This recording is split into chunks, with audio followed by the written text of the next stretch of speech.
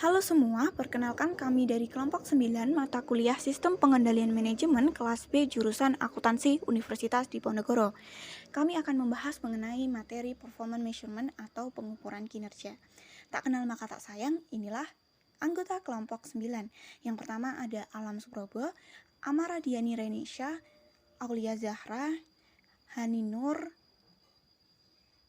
Monika Guswilasari, dan yang terakhir ada Sevi Daniswari.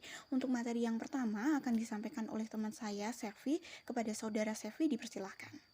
Baik teman-teman, saya Sevi Daniswari. Di sini saya akan menjelaskan mengenai sistem pengukuran kinerja.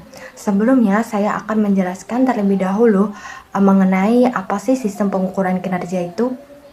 Nah, sistem pengukuran kinerja adalah suatu proses penilaian kemajuan pekerjaan terhadap tujuan dan sasaran yang telah ditentukan sebelumnya, termasuk informasi atas efisiensi penggunaan sumber daya dalam menghasilkan barang dan jasa, kualitas barang dan jasa, hasil kegiatan dibandingkan dengan maksud yang diinginkan, dan efektivitas tindakan dalam mencapai tujuan. Nah, tujuan dari sistem pengukuran kinerja adalah untuk mengimplementasikan strategi. Nah, dalam menyiapkan sistem seperti itu, manajemen senior memilih langkah-langkah yang paling mewakili strategi perusahaan.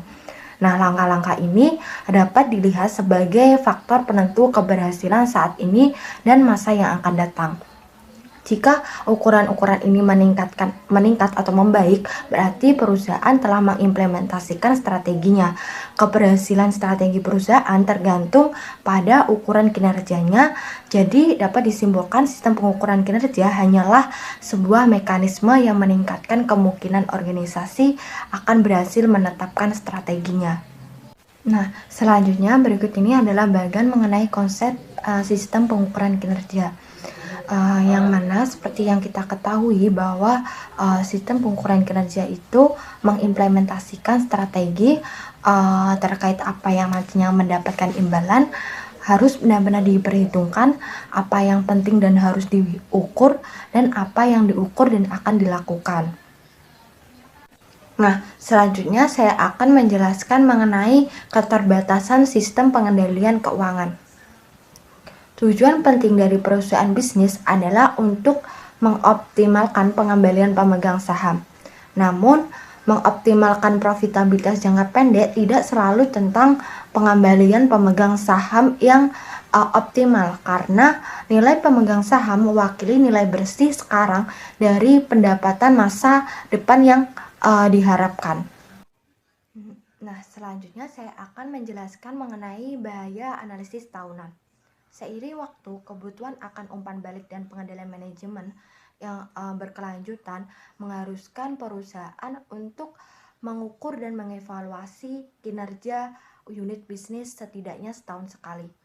Tetapi hanya mengandalkan pada ukuran-ukuran keuangan saja tidaklah cukup, dan faktanya dapat menjadi disfungsional karena beberapa alasan, yaitu yang pertama, mendorong tindakan jangka pendek yang tidak sesuai dengan kepentingan jangka panjang perusahaan, seperti mengorbankan kepentingan jangka panjang, kualitas buruk demi penjualan yang lebih tinggi, pemberian kredit penjualan yang tidak berpertimbangan demi pemesanan yang lebih besar.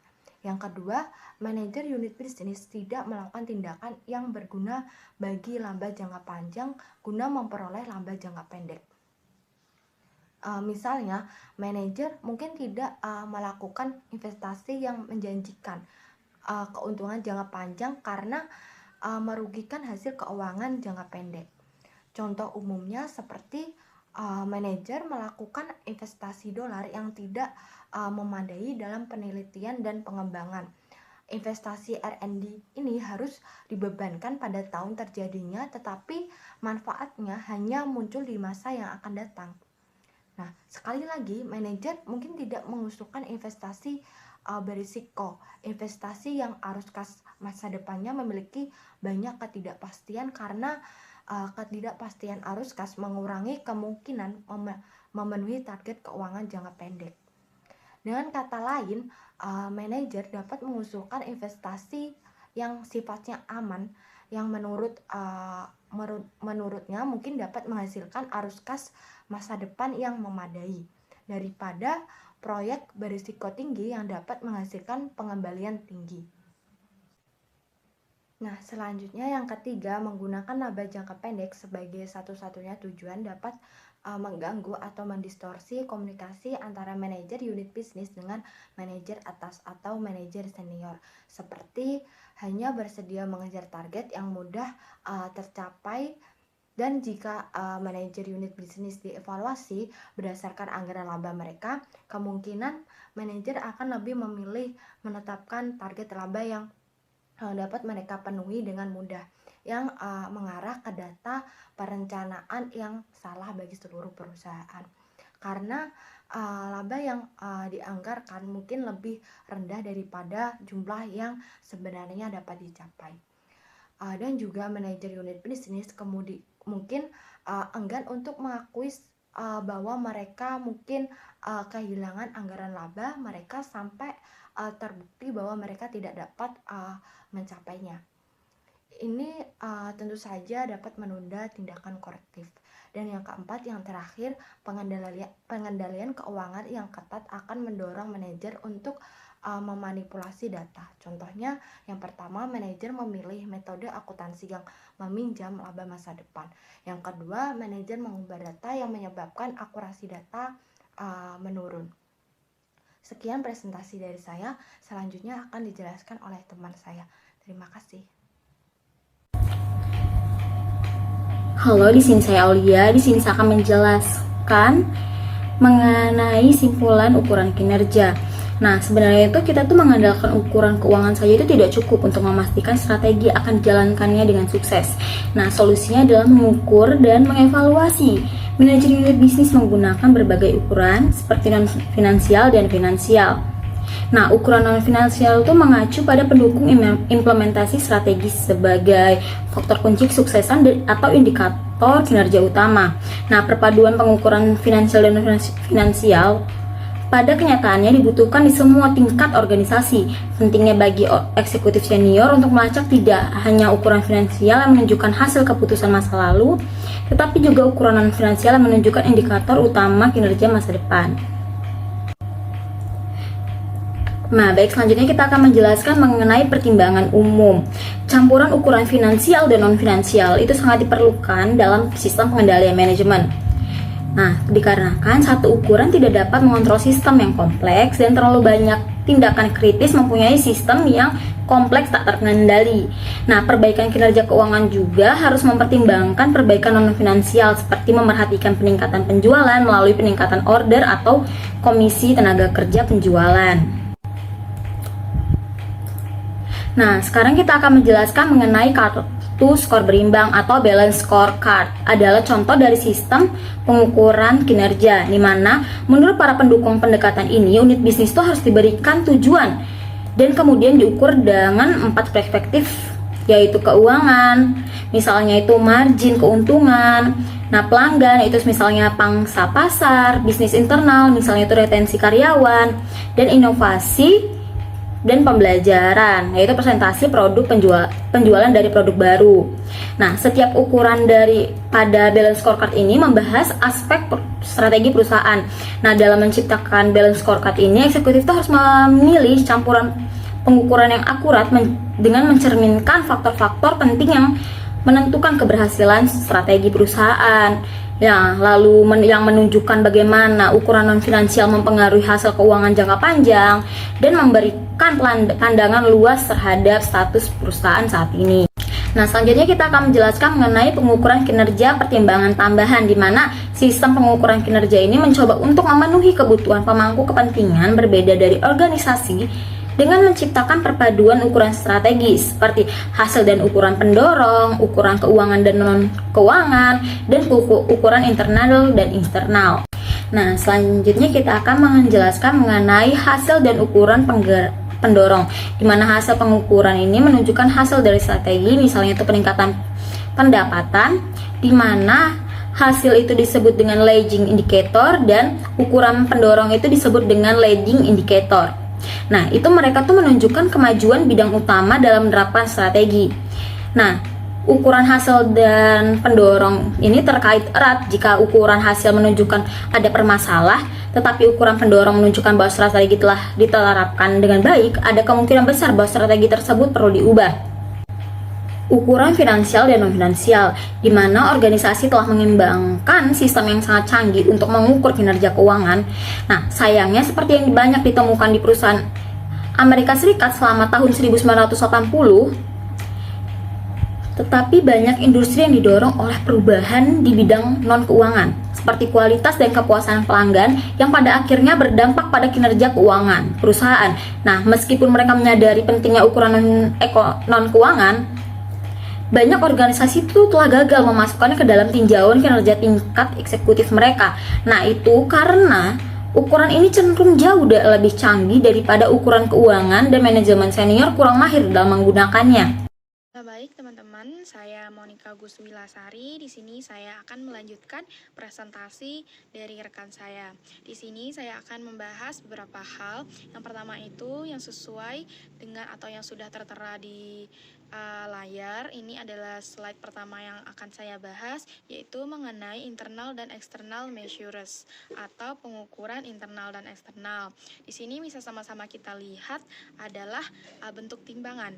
Artinya di sini di perusahaan itu antara pengukuran internal dan eksternalnya ini harus mencapai keseimbangan, teman-teman. Contohnya di sini kita ambil misalnya pengukuran internal ini adalah proses dan hasil produksi, dan di pengukuran eksternalnya kita ambil contoh adalah kepuasan pelanggan. Nah, di antara internal dan eksternalnya ini berpengaruh positif. Maksudnya jika pengukuran internal atau dalam proses dan hasil produksinya baik, tentu pada kepuasan pelanggannya juga baik. Nah, selanjutnya kita masuk ke slide berikutnya, yaitu mengenai pengukuran mendorong perubahan. Nah, dalam pengukuran mendorong perubahan itu bisa kita ambil inti bahwa ada beberapa hal yang perlu kita perhatikan. Yang pertama itu adalah sistem pengukuran kinerjanya. Dalam sistem pengukuran kinerjanya itu, organisasi ini harus bertindak menurut strategi yang telah kita rancang dari awal. Begitu teman-teman. Selanjutnya adalah keselarasan sasaran, yaitu adalah keselarasan yang menghubungkan antara sasaran keuangan strategis dengan sasaran yang berada di level yang lebih rendah. Selanjutnya di slide ini kita membahas mengenai cause effect relationship among measures atau sebab akibat hubungan di antara tindakan. Nah, di sini kita bisa melihat sama-sama. Yang pertama itu ada 4 perspektif, diantaranya perspektif inovasi dan pembelajaran, perspektif bisnis internal, perspektif pelanggan, dan perspektif keuangan. Lalu ada ukuran atau measurements yang menyebabkan hubungan sebab akibat seperti itu, teman-teman. Yang pertama itu adalah keahlian manufacturing, itu akan menyebabkan yang pertama itu first pass yields dan order cycle time. Selanjutnya ada survei kepuasan pelanggan, baru yang terakhir itu adalah pertumbuhan penjualan. Selanjutnya kita masuk ke slide berikutnya. Di slide ini kita akan membahas mengenai variabel kunci yang berfokus pada pelanggan. Di sini ada 7 variabel kunci, kita akan membahasnya satu persatu. Yang pertama adalah pemesanan atau booking. Di sini maksudnya adalah di kebanyakan unit bisnis itu beberapa aspek dari volume penjualan adalah variabel kunci. Selanjutnya adalah back orders atau pesanan tertunda, yaitu adalah bentuk indikasi mengenai ketidakseimbangan antara penjualan dan produksi. Sini ditandai dengan pesanan tertunda atau back order ini, teman-teman. Selanjutnya yang ketiga adalah market share atau pangsa pasar. Nah, kita mengetahui bahwa pangsa pasar ini adalah total permintaan terhadap suatu produk oleh konsumen tertentu. Nah, dalam pangsa pasar ini harus ada pengawasan, itu harus dari tingkat yang serendah mungkin. Yang keempat, dalam faktor variabel kunci ini adalah pesanan dari pelanggan utama. atau dari pelangganan kunci. Pesanan yang diterima dari pelanggan kunci ini atau dari pelanggan penting itu dapat mengindikasikan bahwa mengenai keberhasilan seluruh strategi pemasaran seperti itu. Selanjutnya yang kelima adalah kepuasan pelanggan. Hal ini dapat kita ukur melalui survei-survei pelanggan. Yang keenam adalah retensi pasar. Hal ini dapat kita ukur melalui lamanya hubungan dengan pelanggan seperti itu, dengan customer kita.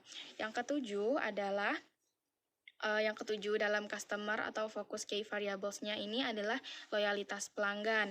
Nah, loyalitas pelanggan ini dapat kita ukur dalam pembelian berulang, referensi yang diberikan oleh pelanggan, dan juga penjualan ke pelanggan tersebut sebagai persentase dari total kebutuhan pelanggan itu untuk produk atau jasa yang sama. Dan presentasi yang dapat saya sampaikan selanjutnya akan dilanjutkan oleh rekan saya. Terima kasih. Baik, saya Nina Rasisya. Di sini saya akan menjelaskan mengenai key variable relate to internal business process. Ada beberapa key variable yang nantinya saya akan jelaskan. Yang pertama adalah capacity utilization atau pemanfaatan kapasitas. Hal ini merupakan suatu hal yang sangat penting untuk bisnis yang memiliki biaya tetap tinggi, di mana dalam sebuah organisasi persentase jam profesional yang tersedia yang ditagihkan ke klien atau sold time itu adalah ukuran pemanfaatan sumber daya tetapnya. Contohnya dalam sebuah hotel, persentase tingkat kamar yang setiap harinya dihuni atau tingkat hunian adalah ukuran pemanfaatan kapasitas. Key variable yang kedua adalah on time delivery. Yang ketiga adalah inventory turnover atau perputaran persediaan. Key variable yang selanjutnya akan saya bahas adalah quality. Di sini ada beberapa indikator untuk menilai sebuah kualitas. Yang pertama, dihitung dari jumlah unit cacat yang dikirimkan, jumlah dan frekuensi pengiriman yang terlambat, lalu ada jumlah suku cadang, presentasi yield atau first pass yield, kemudian ada scrap, ada rework, kemudian dinilai adanya kerusakan mesin, jumlah dan frekuensi pengiriman terlambat, dan jumlah klaim garansi. Hal itu adalah beberapa indikator untuk menilai sebuah kualitas. Key variable selanjutnya yaitu cycle time, yang mana dari persamaan cycle time ini dapat digunakan untuk menghitung dan menganalisis adanya kebutuhan persediaan. Nah, persamaan tersebut adalah cycle time sama dengan processing time plus storage time plus movement time plus inspection time, yang mana dari keempat elemen tersebut hanya satu saja yang dapat menambah nilai, yaitu processing time, sedangkan ketiga lainnya tidak akan menambah nilai. Nah, berbicara mengenai cycle time, maka dapat juga dilihat sistem just in time, yang mana fokus pada waktu, bukan hanya pada biayanya saja. Dengan adanya pengurangan cycle time, maka dapat mengurangi biayanya. Nah, just in time ini dapat diukur melalui rasio processing time per cycle time. Oke, selanjutnya yaitu implementing a performance measurement system. Dalam mengimplementasikan sistem pengukuran kinerja, maka akan melibatkan beberapa langkah. Yang pertama adalah menentukan strategi, yang kedua adalah menentukan langkah-langkah strategi, yang ketiga adalah mengintegrasikan langkah-langkah ke sistem manajemen, yang keempat adalah meninjau ukuran dan hasil secara berkala. Langkah pertama yaitu menentukan strategi. Dalam hal menentukan strategi, salah satu hal yang terpenting yaitu scorecard, yang mana menjadi penghubung antara strategi dan tindakan operasionalnya. Oleh karena itu, proses untuk mendefinisikan scorecard ini dimulai dengan adanya mendefinisikan strategi organisasi. Nah, dalam fase ini itu penting bahwa tujuan dan target organisasi itu dikembangkan. Dalam sebuah perusahaan industri, Scorecard ini dikembangkan pada tingkat perusahaan, kemudian diturunkan pada tingkat fungsional di bawahnya. Sedangkan pada perusahaan multibisnis, scorecard ini dikembangkan pada tingkat unit bisnisnya. Sekian presentasi dari saya, kemudian akan dilanjutkan oleh teman saya. Terima kasih. Terima kasih atas kesempatannya. Perkenalkan, nama saya Maladiani Linisha Prameswari. Di sini saya akan melanjutkan presentasi di mana terkait implementasi sistem pengukuran kinerja. Nah, di dalam slide ini, di dalam implementasi sistem pengukuran kinerja ini, kita akan mengenal 4 tahap cara untuk mengimplementasikan dari sistem pengukuran kinerja yang akan saya bahas di slide selanjutnya. Nah, seperti yang saya katakan sebelumnya, bahwa di dalam implementasi sistem pengukuran kinerja itu ada 4 tahap yang akan kita bahas. Di antaranya untuk yang step 1, yaitu mendefinisikan strategi. Dalam tahap ini, scorecard membangun kaitan erat antara strategi dengan tindakan operasional. Oleh karena itu, ketika kita ingin mendefinisikan scorecard, maka kita bisa memulai dengan mendefinisikan strategi. Dalam tahap ini sangat penting mengetahui bahwa cita-cita organisasi itu dinyatakan secara eksplisit dan telah dikembangkan. Kemudian ada step 2, yaitu mendefinisikan ukuran strategi. Nah, langkah ini digunakan untuk mengembangkan ukuran-ukuran yang telah dinyatakan. Organisasi harus fokus terhadap ukuran-ukuran yang penting, karena kalau tidak, maka manajemen akan kebanjiran oleh banyak ukuran. Dan dengan demikian sangat penting bahwa masing-masing ukuran individual dapat dikaitkan satu sama dengan yang lainnya dalam hubungan sebab akibat. Kemudian untuk yang step 3, yaitu mengintegrasikan ukuran-ukuran ke dalam sistem manajemen. Dalam tahap ini, scorecard harus diintegrasikan baik dengan struktur formal ataupun struktur informal dari organisasi, budaya, dan dalam praktik sumber daya manusia. Misalnya saja nih, efektivitas scorecard itu akan dikompromikan jika kompensasi manajemen didasarkan pada kinerja keuangan. Kemudian ada yang step 4, yaitu meninjau ukuran dan hasilnya secara berkala, di mana dalam step ini ada aspek yang paling penting untuk ditinjau. Yang pertama yaitu menginformasikan kepada manajemen apakah strategi tersebut telah dilakukan dengan benar dan seberapa besar hasilnya. Yang kedua yaitu menunjukkan bahwa manajemen serius dengan pentingnya ukuran-ukuran tersebut. Yang ketiga yaitu menjaga ukuran agar ukuran tersebut sejajar dengan strategi yang selalu berubah. Dan yang terakhir yaitu memperbaiki pengukuran. Selanjutnya, saya akan membahas terkait kesulitan dalam mengimplementasikan sistem pengukuran kinerja. Nah, seperti yang kita tahu, dalam mengimplementasikan sistem pengukuran kinerja, maka tidak akan lepas dari kesulitan-kesulitan yang mungkin akan dihadapi. Kecuali jika masalah-masalah ini dapat ditangani dengan baik, maka kesulitan ini akan membatasi kegunaan dari sistem pengukuran kinerja. Di slide berikutnya, saya akan menjelaskan terkait masalah kesulitan-kesulitan dalam mengimplementasikan sistem pengukuran kinerja. Nah, bisa dilihat di slide ini ada 5 kesulitan dalam mengimplementasikan sistem pengukuran kinerja yang akan saya bahas satu persatu. Yang pertama yaitu korelasi yang buruk antara ukuran non-keuangan dengan hasilnya. Hal ini merupakan masalah yang sangat serius karena ada asumsi yang melekat bahwa profitabilitas masa depan itu mengikuti pencapaian ukuran individual.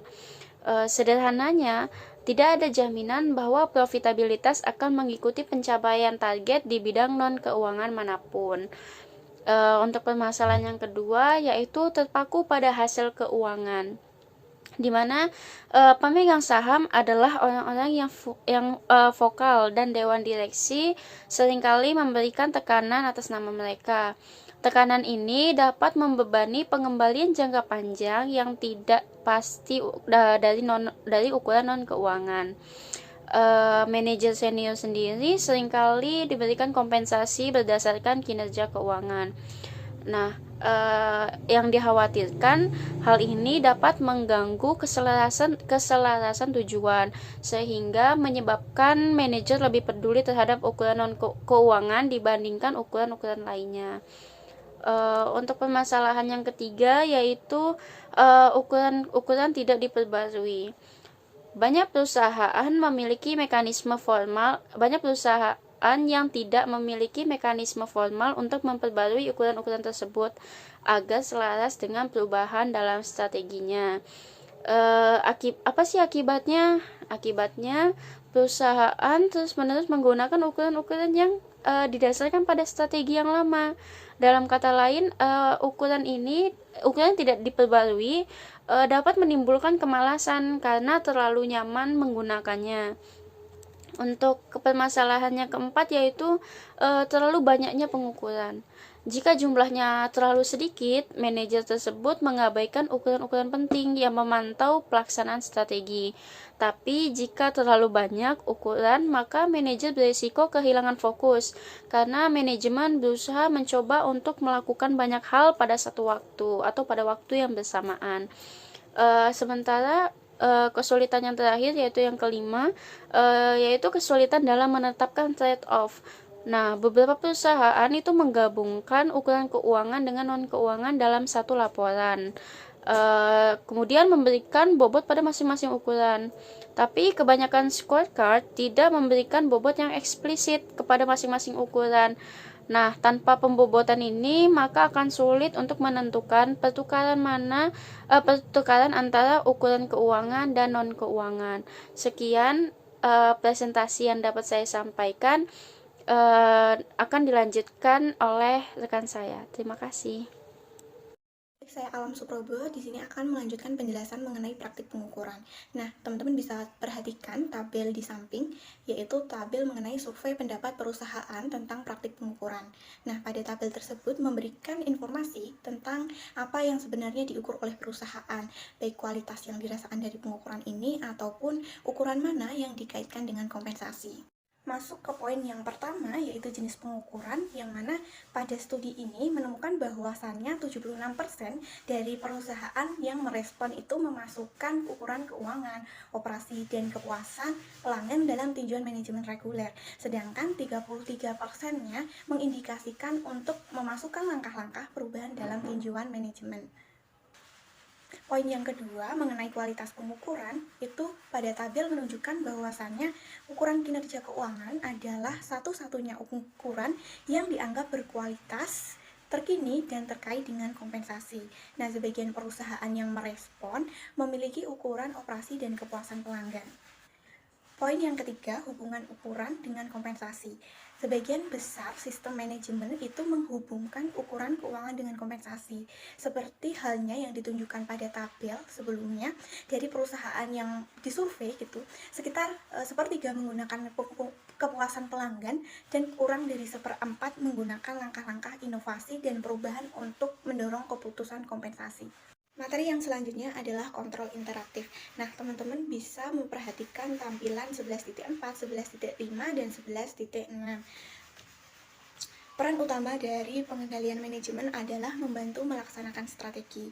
Nah, berdasarkan tampilan 11.4, strategi yang dipilih oleh perusahaan itu mendefinisikan faktor-faktor penentu keberhasilan yang menjadi titik fokus untuk desain dan pengoperasian sistem kontrol. Nah, hasil akhirnya itu adalah implementasi strategi yang berhasil. Sementara pada tampilan 11.5 menggambarkan bahwa dalam industri yang mengalami perubahan lingkungan yang sangat cepat, informasi pengendalian manajemen juga dapat memberikan dasar untuk memikirkan strategi baru. Ada perbedaan mendasar antara faktor penentu keberhasilan dan ketidakpastian strategis, di mana faktor penentu keberhasilan itu berasal dari strategi yang dipilih, sementara ketidakpastian strategis itu adalah dasar bagi perusahaan untuk mencari strategi. Oke, selanjutnya adalah pada tampilan 11.6 yang mana menunjukkan bahwasannya kontrol interaktif mengingatkan manajemen akan ketidakpastian strategis, baik masalah ataupun peluang. Nah, hal ini menjadi dasar bagi manajer untuk beradaptasi dengan lingkungan yang berubah dengan cepat dengan memikirkan strategi yang baru. Selanjutnya ada karakteristik dari kontrol interaktif. Yang pertama, bagian dari informasi pengendalian manajemen yang berkaitan dengan ketidakpastian strategis yang dihadapi bisnis ataupun perusahaan itu menjadi titik fokus oleh kontrol interaktif. Yang kedua, eksekutif senior menanggapi informasi tersebut dengan serius. Yang ketiga, manajer di semua tingkatan organisasi memusatkan perhatian pada informasi yang dihasilkan oleh sistem. Yang keempat, atasan, bawahan, dan rekan-rekan bertemu secara tatap muka untuk menafsirkan dan mendiskusikan implikasi dari informasi untuk inisiatif strategi masa depan. Dan yang terakhir, dari pertemuan tatap muka itu dapat berupa debat dan tantangan data yang mendasari asumsi dan tindakan yang tepat. Dalam menghadapi ketidakpastian strategis, perusahaan harus memantau diskontinuitas teknologi sebagai berikut. Yang pertama, perusahaan harus memantau pertumbuhan internet dan e-commerce yang mana hal ini memiliki implikasi potensial bagi banyak perusahaan. Nah, beberapa item khusus yang harus dipantau antara lain pertumbuhan jumlah pengguna internet, peluncuran komunikasi broadband, meningkatkan kekuatan komputasi teknologi komunikasi, pertumbuhan komunikasi seluler, pengembangan dan penyebaran pengenalan suara dan teknologi, dan lain sebagainya. Hal yang kedua yang perlu diperhatikan adalah teknologi konvergen, yang mana teknologi konvergen akan memiliki efek sebagai berikut. Yang pertama, konvergensi suara, data, dan gambar. Kemudian ada integrasi teknologi kimia dan digital, perpaduan perangkat keras dan perangkat lunak, penggabungan rekayasa tanaman dan bioteknologi. Kemudian yang ketiga ada miniaturisasi dapat memberikan peluang bagi perusahaan di bidang elektronik, konsumen, dan serta peralatan. Dan yang terakhir, pergeseran dari barang fisik ke jasa dengan cepat mengubah industri mobil dan bisnis barang tahan lama konsumen. Yang selanjutnya adalah diskontinuitas globalisasi, yang mana akan berpotensi menciptakan peluang baru. Yang pertama, liberalisasi, deregulasi, dan privatisasi itu berpotensi menciptakan segmen pelanggan baru yang besar di pasar negara berkembang seperti India, Brasil, dan lain sebagainya. Kemudian yang kedua, pesaing baru di pasar negara berkembang dapat menjadi pemain global di masa depan.